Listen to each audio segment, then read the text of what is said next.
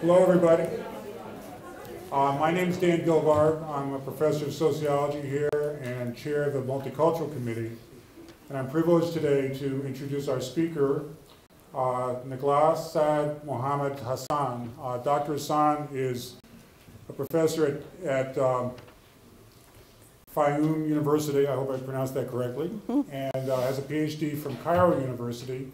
And she's a Fulbright visiting scholar at Bridgewater State University for the current semester. So we're lucky to have somebody that is so knowledgeable about Egypt, both because of being Egyptian, but also because of being a scholar with specialties in Middle Eastern studies and women's studies. And she's going to be focusing today, as it indicates from the title, on the struggle for women's rights in Egypt. So let's welcome Dr. Hassan.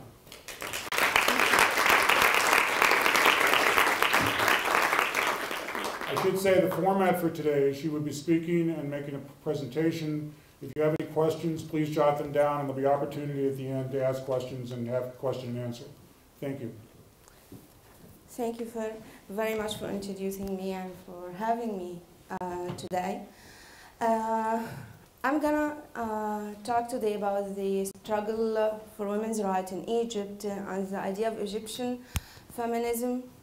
I know a lot of you are expecting me to talk about what's going on in Egypt, as a revolution, as a change, and all such stuff. And actually, my presentation will round up with the role of women in the January 25th revolution. To speak about the struggle of women's rights in Egypt is to go back in history to the end of 19th century. To live in the Middle East, actually, at that particular time, to be a woman and to live in the Middle East and to be an Egyptian woman meant that no right to work, no right to education. The only job given to women at that time was that of a wife and a mother, and women were not allowed to mix up with any male members in the community, and they were not even allowed to go out for prayers in the mosque. And this included Muslims, and also it reached Christians as well. So the struggle for women's rights, the idea of freedom, the idea of gaining social rights first, started at the end of the 19th century with some prominent figures who tried to carve out a space for women in the society of Egypt at that time.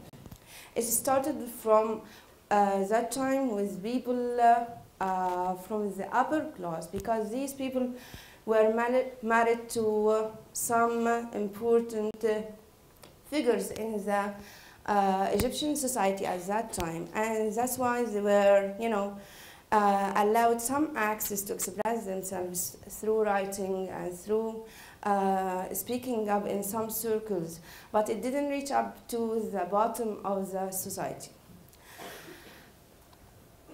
So as I said, the idea of feminist awareness in Egypt started at the end of the 19th century, and it flourished actually at the beginning of the 20th century. Just the same time the idea of feminist awareness was developing in the West with what we call the first wave feminism. We have also the first, what we can call the first wave of Egyptian feminism starting almost exactly at the same time, but it emerged actually from the circumstances and the context of the Egyptian society at that time. At that time, Egypt was colonized by the British, and we did also have the Turkish rule. So it was sort of, we had bi or dual colonialism. So we had the British and with the Turkish. And so women were subordinated, and at a time when the whole country was also subordinated under colonialism. So there was no such talk about political rights as the first. There was talk about the right to choose you know, a husband, which was denied to women at that time, the right to go for education. And when they go to education, it was that they will have the right to ask for work and the right to participate into some social events in which men go. It started with some prominent figures whose names are, you know, very well known in the history of Egyptian feminism, like Aisha التيمورية, Malak Hafni Nasif, Huda Sha'rawi. These are very well known names in the history of Egyptian feminism. These were women who recognized the subordination of Egyptian women and tried to address their dilemma and their problems very early in the history of Egyptian feminism. So we have a figure like Aisha al-Taymuriyya who tried to resist the subordination of Egyptian women through the power of writing. She used to write poetry, and she was addressing the problems and the sufferings of women at that time through her own poems and through the power of the word. So as early as the very beginning of the 20th century, we have some poems addressing the problems of marginalizing Egyptian women and keeping them from the social and the political scene of the country at that time. And at the bottom we can see a very important line, and it's translated from Arabic, and she's addressing the male members of the Egyptian society at that time, and she's saying, "O men of our homelands, O who you control our affairs, why have you left women behind?" So she recognizes the dilemma of women, their marginalization, and she's trying to resist this state of affair at that time through her own words. Another important figure in the history of Egyptian feminism and the struggle for women's rights is Malak Hafni Nasif. And as you can see, she was still in her traditional clothes. She was wearing the hijab, and even she looks like, you know, a Bedouin in her clothes. And still she was resisting the marginalization and subordination of women at the beginning of the 20th century. And she used to write under a pseudonym because the idea of women writers at that time, much like the case in the West at that time, women were not, you know, regarded as equal as men, and if they wrote, they covered their identity behind some, you know, male name, some anonymous name, some vague name. So she wrote actually behind the name of, she called herself Bahisat al-Badia in Arabic, which if you translate it, is seeker of the desert. That's how she signed her articles, which were published at that time. And she resisted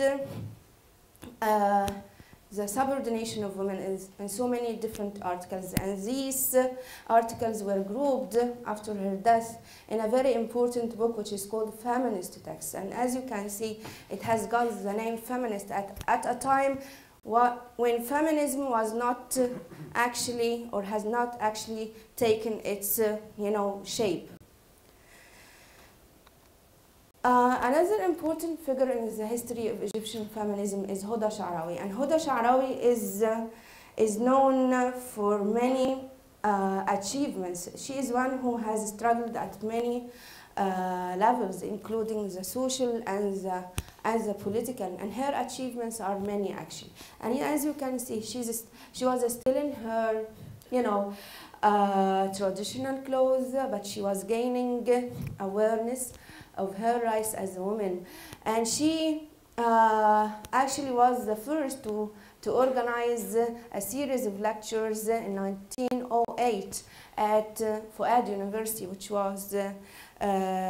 is now Cairo University, the most important and prestigious university in our country, the university where Obama gave his speech to the Middle East. So at a very early time, she called for, the idea of educating women. And because women were denied access to the university at that time, she thought of organizing and giving lectures on Friday, because Friday is the official holiday in Egypt. And because men were not allowed on campus at that time, she was successful in getting women into the university on Friday for general lectures, educating them about their rights, about health matters, about social matters, about the right to speak up, their dilemma about the right to say no to any problem which may face women at that time. And this actually was revolutionary. And what happened is that male students didn't like the idea, even those who were not on campus during Fridays. But the idea of women coming into campus was not, okay with men and male students at that time. And they went into demonstration, rejecting the idea, and finally these lectures stopped. The university administration responded with, canceling these lectures, but it was a very important achievement. And she worked also at the social level. She organized what was known as Mubarak Muhammad Ali, which is a social organization, and she tried to reach women from the lower class, giving them advice and supporting them psychologically and financially when this was needed. And she also formed the Union of Educated Egyptian Women in 1914 in order to reach other educated women throughout Egypt to form a kind of,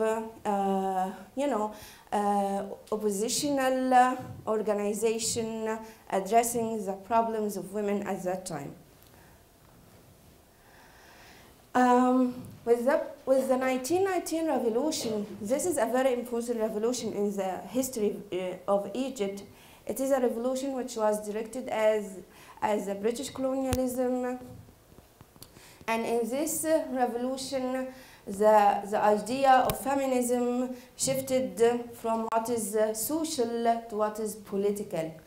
Hoda Sha'rawi, called her women in her different circles to go out into the street and to demonstrate with men on equal foot, asking for the ousting of the colonizer at this very early time in the history of Egypt. And from that point on, the idea of political participation of women flourished. And as you can see, this is a picture of some women participating in the 1919 revolution. Women were their traditional clothes, and at that time covering the face was part of the culture and the tradition for Muslims and Christians as well. So women were in their traditional clothes, but they went out into the street and they demonstrated and they revolted against the colonizer alongside men in the street. And this is another picture also referring to the participation of women in the 1919 revolution. And after the 1919 revolution, the idea of women's participation in the political scene in Egypt, flourished. And Hoda Sha'rawi still did a key role in this aspect. So she first formed what was known as the Egyptian Feminist Union, and the name, is suggestive of what was, included in their agenda. They had their demands concerning marriage, education, work, And they have stretched their demands to reach the political aspects as well. And this union actually included Muslims and Christians throughout the whole country, from upper and middle classes, and it paved the way for the other political organization, which was the Wafdist, the Wafdist Women's Committee. The Wafd was a very important political party at that time in Egypt. It was the major political party, like the National Democratic Party in our regime now. And to form a women committee in this party led by Sha'rawi was a sort of radical change. This was the beginning of women coming into the political scene and involving themselves into the political network of the country at that time. After some years, the 1919 revolution was actually successful, and Egypt has gained some rights, and it reached a kind of quasi-independence from the British. But still, women were left out, and they were not given any rights, and they were actually denied the right to vote. In the Constitution of 1923 gave the males the right to vote, but they left out women. The idea of struggling for more rights, more freedom, more sense of equality was supported actually by the weapon of writing. There were so many journals dedicated to women writing during that time. And the first journal that had been dedicated to women's writing was called the Fatah in Arabic, which is the young women. And it is estimated that by the 1920s, there were actually around 30 journals wholly dedicated to women's rights. They covered different subjects, including household stuff, the problems of marriage, health problems, legal problems, and they continued to struggle for more space, more rights through writing.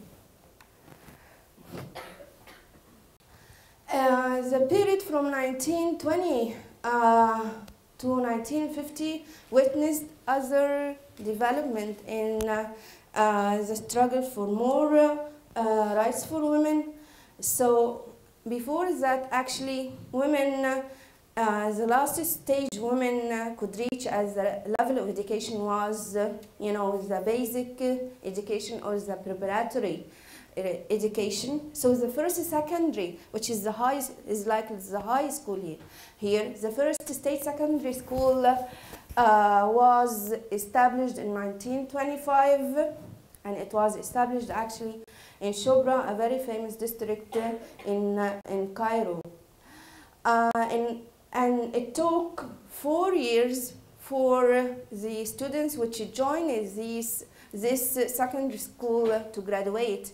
And it follows that in 1929, women were allowed to join the university. So the entering of women into the Egyptian university happened as early as 1929. And the first woman to get a PhD from Cairo University, or what was known as Fuad University at that time, was Suhair Kalamawi, and she was the first woman PhD to work as a professor in Fuad University at that time. And following that, a year or so, there was the first woman to get a PhD from the Sorbonne in France. if you talk about the idea of Egyptian feminism, a very important issue is related to what we call the personal status law. And this is law is concerned with women's right to ask for divorce and to get, to object to a second marriage if this, hurts her psychologically, financially, or physically. And this law has got so many arguments about it. There were ups and downs, about the right of women to ask for divorce if she knows about the second marriage, and the right of women to stop their life if she feels that she is maltreated or so on and so forth. And actually, the last achievement in the personal status law has occurred a few years ago when there was an amendment which gives the woman the right to self-divorce. Instead of asking for divorce or going to court for divorce, she has the right to divorce herself if she is harmed at any possible level, physical, psychological, or financial. The 1952 revolution, which resulted in the ousting of the British troops and the end of the Turkish rule with King Farouk leaving the country, it was actually led by the military, and because it was led by the military, it is supposed to be having no participation from the part of women, but actually women did participate in the form of popular committees, helping people injured from the revolution and giving physical and psychological support.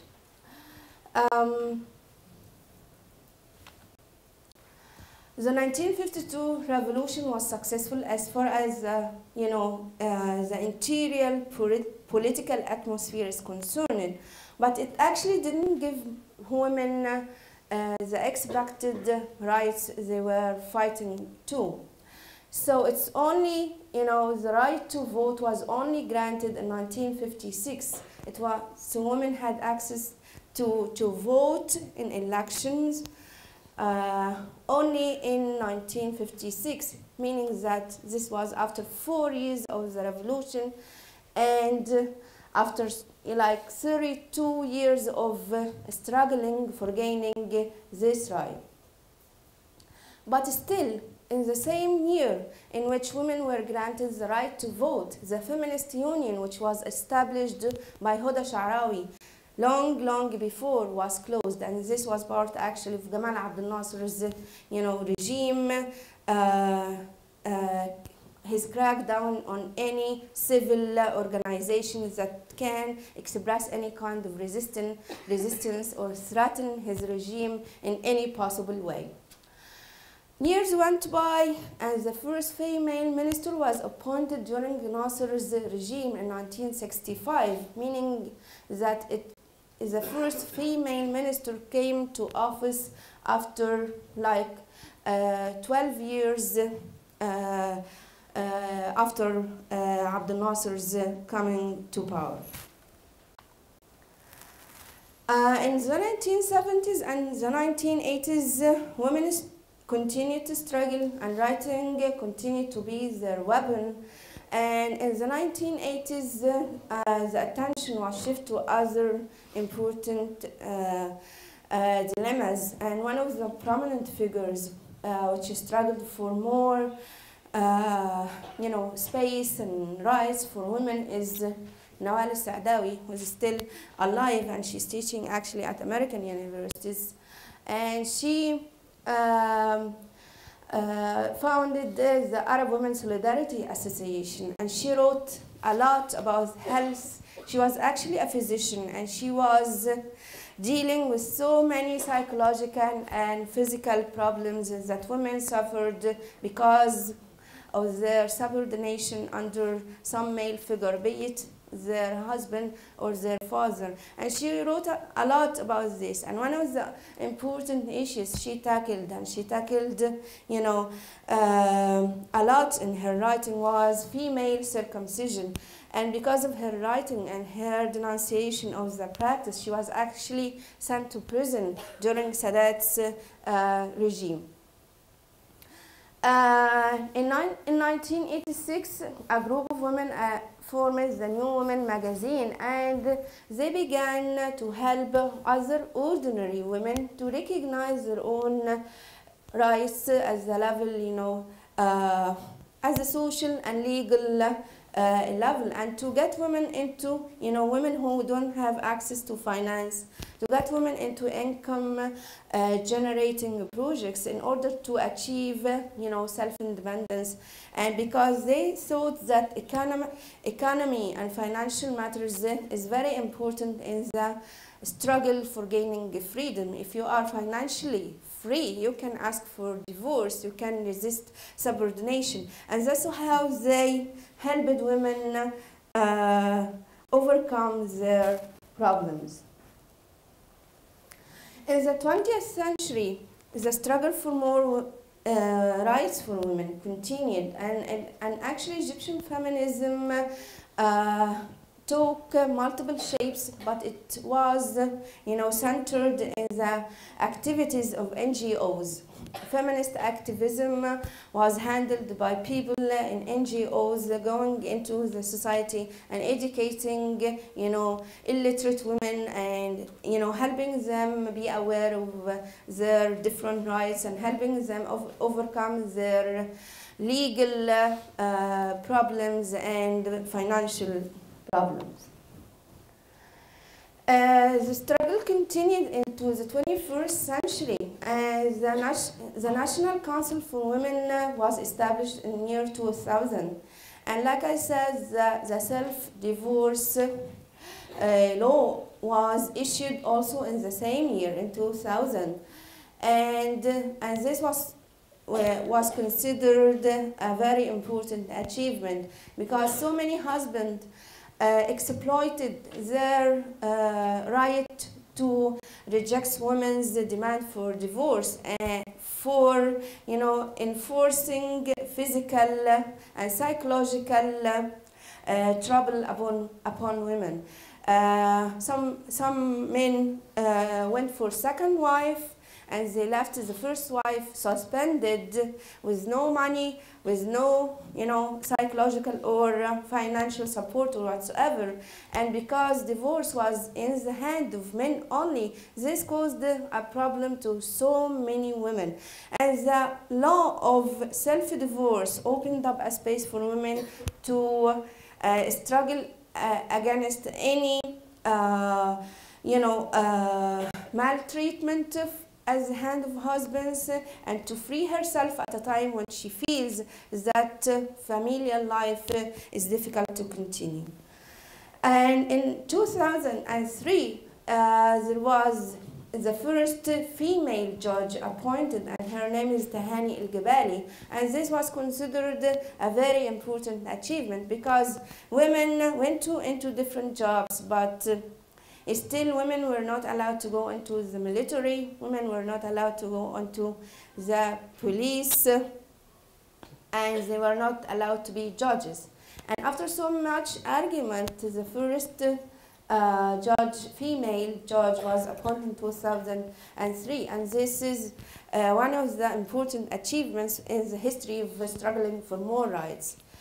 And in 2005, there were like 9 seats allocated to women in the parliament, which is not, you know, many, but this was also a kind of achievement regarding the idea of women coming into the political scene, because in the past they were denied the right to vote, and it came, you know, as a consequence, they were not allowed to be in the parliament. So as time went by, women went into the parliament, and in 2005 they gained 9 seats.